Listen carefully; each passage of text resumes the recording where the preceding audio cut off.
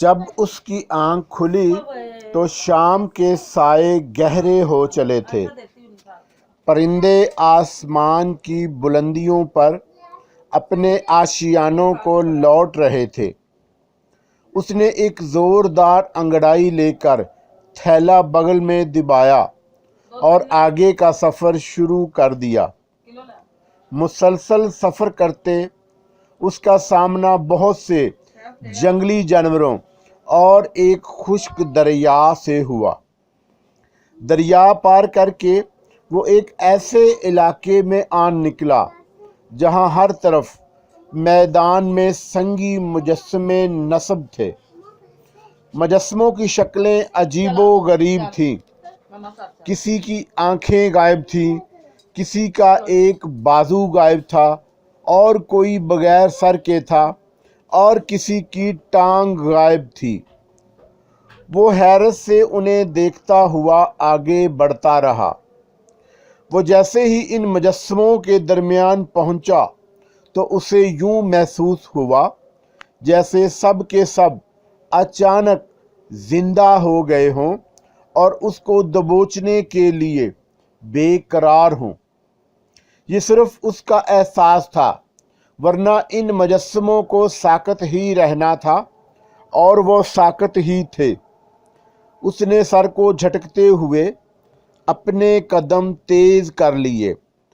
بعد میں اسے اپنے پیچھے کہکوں کی آوازیں سنائی دیں۔ وہ خود جادو نگری کا باشندہ تھا، اس لیے ایسے شعبدوں پر کان دھرے بغیر آگے بڑھتا رہا۔ یہ رات تقریباً 2 بجے کا وقت ہوگا جب چاند بادلوں کی اوٹ میں چھپا زمین پر دیکھنے کی ناکام کوشش کر رہا تھا۔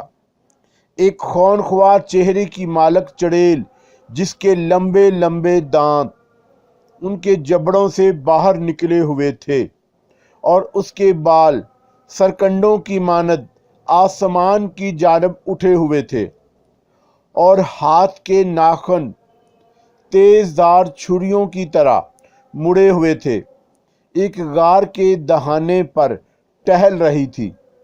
اس کی نظریں سرچ لائٹ کی مانند ادھر ادھر گھوم رہی تھیں۔ اس کے ہونٹوں کی لالی سے لگتا تھا جیسے ابھی ابھی کسی جانور کا خون پی کر آئی ہو۔ یہ بھیتل نامی چڑیل تھی جسے سادھو نے کالی پہاڑیوں میں داخل ہونے والے غار کے دہانے پر پہرے پر بٹھایا تھا۔ سادھو نے اس کو ایسی شکتی دی تھی کہ کوئی جاندار اس کی نظروں سے اوجھل نہیں رہ سکتا تھا، لیکن یہ سادھو کی خام خیالی تھی کیونکہ تپدھاری اس کا توڑ نکال چکا تھا اور بھولے ناتھ کو سرخ چشمے سے غسل کرنے والی ترکیب بتا کر اس کا یہ حربہ ناکام بنا چکا تھا۔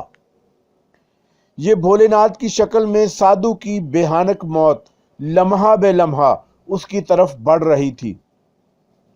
یہ ایک بڑی سی غار تھی جس کی سیلن زدہ دیواروں سے پانی کے قطرے ٹپک رہے تھے۔ ایک طرف سادھو دھونی ڈھائے آسن جمائے بیٹھا تھا۔ اس کے سامنے پتھر کا ایک بڑا سا پیالہ دھرا تھا جس میں انسانی دماغ کا ملغوبہ اور خون تھا۔ وہ منہ ہی منہ میں ایک منتر پڑھتا جا رہا تھا اور ساتھ ساتھ ہاتھ سے ایک جانب رکھا سندور لے کر پیالے میں ڈالتا جا رہا تھا۔ سندور کی وجہ سے غار میں ایک عجیب اور ناگوار سی بو پھیلی ہوئی تھی۔ سادھو کے جسم پر ایک لنگوٹ کے سوا کچھ نہیں تھا اور اس کے سر پر جھولتی واحد بالوں کی لٹ گدھے کی پونچھ کی مانند ادھر ادھر لہرا رہی تھی۔ وہ بار بار منتر پڑھ کر پیالے پر پھونکے مارتا جا رہا تھا کہ اچانک اس کے جسم کو جھٹکے لگنے لگے۔ اس کا چہرہ تکلیف کی شدت سے سرخ ہو گیا اور اس کی آنکھیں بے نور ہو گئیں۔ اس کی سفید سفید آنکھیں سیاہ پتلیوں سے آ رہی تھیں۔ وہ ٹکٹکی جمائے اپنے سامنے والی دیوار کو گھور رہا تھا کہ یکدم ایک چھپاکا ہوا اور سامنے کی دیوار پر ایک بہت بڑی مکڑی کا ہیولہ نمودار ہو گیا۔ مکڑی کا سائز کم و بیش گینڈے کی جسامت سے ملتا جلتا تھا۔ اس کا جسم غبارے کی مانند پھول اور پچک رہا تھا۔ سادھو پر نظریں جمائے منہ ہی منہ میں عجیب و غریب الفاظ پڑھ رہا تھا کہ اچانک غیر میں ایک غیر مرئی آواز گونجی، عنکبوت حاضر ہے مہاراج، क्षमा کیجیے کہ سنہری دلدل سے واپسی میں دیر ہوئی۔ مکڑی کے منہ سے ایک عجیب سے لہجے میں آواز سنائی دی، क्षमा دی، مجھے بھولے ناتھ کے بارے میں بہت فکر ہے۔ اس نے مورکھ پن کی موٹھ قبضے میں کر لی ہے، اس لیے مجھے اس کا کوئی اپائے بتاؤ۔ سادھو نے جواب میں کہا، مہاراج آپ کو چنتا کرنے کی ضرورت نہ ہے۔ فی الحال بھولے ناتھ آپ کی پہرے دار بھیتل ناری کے پاس ہی پہنچا ہے، اس لیے ابھی اسے کالی پہاڑیوں میں داخل ہو جانے دیں۔ اس کے بعد آپ کی تابع روحیں اس کی ہتھیا کر دیں گی۔ عنکبوت نے اسے تسلی دی، نہیں، اب جب کہ دو غار کے دہانے کی طرف تیزی سے بڑھ رہا ہے تو میں چاہتا ہوں کہ کالی پہاڑیوں سے پہلے ہی اس کا کریا کرم کر دیا جائے، کیونکہ میں نہیں چاہتا کہ وہ میرے سامنے آ جائے اور مجھے بعد میں کوئی اپائے کر کے نقصان اٹھانا پڑے۔ سادھو نے ضد کرتے ہوئے، مہاراج آپ جب کہ بضد ہیں تو میں آپ کو یہ بتانے پر مجبور ہوں کہ آپ بھولے ناتھ کے ہاتھوں بہت کشٹ بھولیں گے، کیونکہ اس کے پاس جو شکتیاں ہیں وہ آپ کے لیے بہت زیادہ پریشانی کا کارن بنے گی۔ اب بھولے ناتھ سرخ چشمے کے پاس پانی سے غسل کر رہا ہے، جس کی وجہ سے وہ بھیتل ناری چڑیل کو نظر نہیں آئے گا اور ہمیں اس پر بھروسہ کر کے نہیں بیٹھنا ہوگا۔ آپ کو اس کے لیے کالے علم کا ایک خاص عمل کوکیا پاشا حاصل کرنا ہوگا، کیونکہ اس کے بغیر آپ سرخ چشمے کے پانی کا توڑ نہیں کر سکیں گے۔ میں آپ کو یہ تمام تفصیل نہ بتاتی، مگر آپ کی خاطر میں نے اپنی جان کی بازی لگاتے ہوئے اپنے گرو کا مان توڑا ہے، اس لیے اب میں خود ہتھیا کر رہی ہوں، کیونکہ اگر گرو کو یہ معلوم ہو گیا کہ میں نے اپنی شکتی سے بڑھ کر کام لیا ہے تو وہ مجھے ہمیشہ ہمیشہ کے لیے چاہے بابل ہنجنا میں پھینک دیں گے۔ اس لیے وہاں کی دردناک اور بھیانک موت کی بجائے میں آسانی سے اپنی زندگی ختم کرنا پسند کروں گی۔ یہ کہتے ہوئے اس نے اپنی سانس روک کر ایک جھٹکا لیا اور جسم غبارے کی مانند پھٹا اور دیوار سپاٹ ہو گئی۔ سادھو ہونکوں کی مانند منہ کھولے سپاٹ دیوار کو تک رہا تھا۔ اس کے جسم پر ایک لرزہ سا طاری تھا۔ اس نے اپنے دونوں ہاتھ آگے بڑھا کر اپنے سامنے رکھا پیالہ اٹھایا، اس میں موجود انسانی دماغ کھانے لگا، بعد میں بچ جانے والا ملغوبہ پیا اور ڈکار لے کر اٹھ کھڑا ہوا۔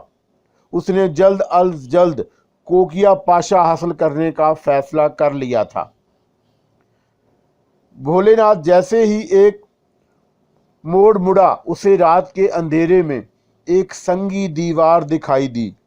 غور سے دیکھنے پر پتہ چلا کہ یہ ایک دیو کامت پہاڑ ہے، جس کے سامنے کے رخ ایک بڑی سی غار کا دہانہ دکھائی دے رہا تھا۔ اس کے سامنے ایک وحشت ناک چہرے کی مالک چڑیل بے قراری کے عالم میں ٹہل رہی تھی۔ اس کا بھیانک چہرہ چاند کی دودھیا روشنی میں خوفناک منظر پیش کر رہا تھا۔ اس کے ہاتھوں کی انگلیوں کے ناخن खंजर की मानद चमक रहे थे। भोलेनाथ कुछ देर खड़ा उसकी तरफ देखता रहा। कुछ सोचकर उसने कदम आगे बढ़ा दिए। जब वो उससे 30-40 कदम दूर रह गया तो उसने देखा कि चुड़ैल के देखने और टहलने के अंदाज में ज़रा बराबर भी फर्क नहीं पड़ा।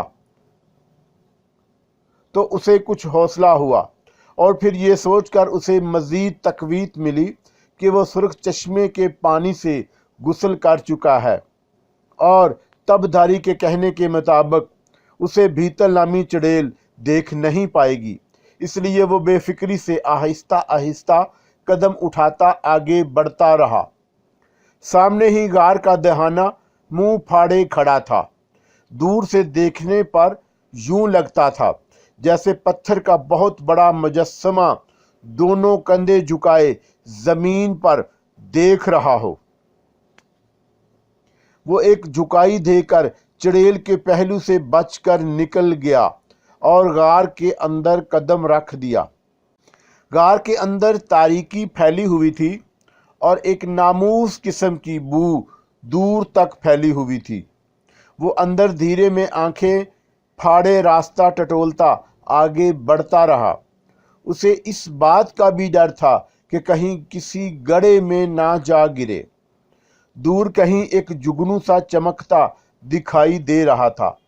वो समझ गया कि वो गार का दूसरा दहाना है। वो उस रोशनी के दायरे पर टिकटिकी बांधे आगे बढ़ता रहा। अभी उसने चंद कदम ही चले होंगे कि उसे अंधेरे में गुर्राहट सुनाई दी। वो ठठक कर रुक गया और अंधेरे में गौर से देखने की नाकाम कोशिश करने लगा।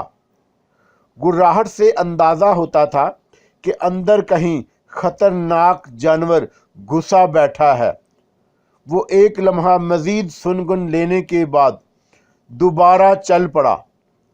चर्मी थैले को उसने मजबूती से अपने दाएं हाथ में थामा हुआ था कि अचानक उसके कंधे पर एक भारी हाथ आन पड़ा और वह उछलकर एक तरफ हट गया। मगर इतनी सी देर में उसको अपने कंधे की हड्डी टूटती महसूस हुई और उसे अंधेरे में दो सुर्ख आंखें चमकती दिखाई दी। आंखों की बनावट गोल और गहरी सुर्ख थी।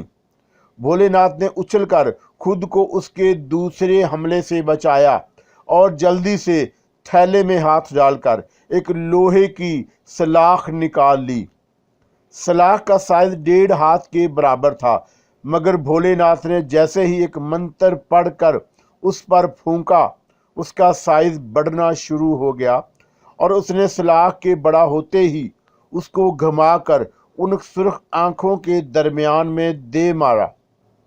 मगर सलाख लगते ही ऐसी आवाज़ आई जैसे सलाख किसी लोहे की चीज़ से जा टकराई हो। भोलेनाथ ने बेवकूफ़ों की मानद आंखें घुमाते हुए हैरत से इधर उधर तकने लगा। अब वो इस मसले पर गौर कर रहा था कि उसके सीने पर एक जोरदार थप्पड़ पड़ा। थप्पड़ खाते ही भोलेनाथ उछलकर पुश्त के बल जमीन पर जा गिरा। थैला उसके हाथ में रहा, जिसे उसने मजीद मजबूती से थाम लिया। वो समझ गया कि वो साधु की किसी ताबे रूह से उलझ पड़ा है। अब उसने उसके साथ मुकाबला करने के लिए काले इल्म के जाप इस्तेमाल करना मुनासिब समझा। इसलिए ये सोचते ही थैला बाजू के साथ लटकाया और मुंह ही मुंह में एक मंत्र पढ़कर उस बला की जानब फूंक दिया। उसके मुंह से एक सफ़ेद रंग की गेंद निकलकर उस बला से जा टकराई और एकदम एक छपाका सा हुआ और एक लम्हे के लिए गार में रोशनी फैली और फिर तारीकी छा गई। उस एक लम्हे की रोशनी में उसने अनदेखी बला की हकीकत खुल गई थी। उसका कद बिन मानस की मानद और जिस्म स्याह बालों से ढका हुआ था। उसके पाँव की 6 उंगलियां थी, जिन पर बड़े बड़े नाखून बहुत बेहानक लग रहे थे। भोलेनाथ ने सिर्फ उसको देखने के लिए रोशनी का गोला फेंका था اب جب کہ اس کو اس کی ماہیت کا پتہ چل گیا تو اس نے اس کے لیے ایک طرح کا اپائے تلاش کر لیا۔ اس نے جلدی سے تھیلے میں ہاتھ ڈال کر ایک رسی نکالی جس کے ایک سرے پر 4 کونوں والا ستارہ بندھا ہوا تھا۔ اس میں سفید رنگ کی پھول جھڑیاں نکل رہی تھی۔ اس نے رسی کو گھما کر اندازے کے مطابق بلا کی طرف اچھال دیا۔ رسی کا دوسرا سرا اس کے دوسرے ہاتھ میں ہی رہا۔ ستارہ تیزی سے اڑتا اس بلا کی جانب بڑھا اور سیدھا اس کی دونوں آنکھوں کے درمیان جا گھسا۔ Come and fly away with me. Come and fly away with me. Come and fly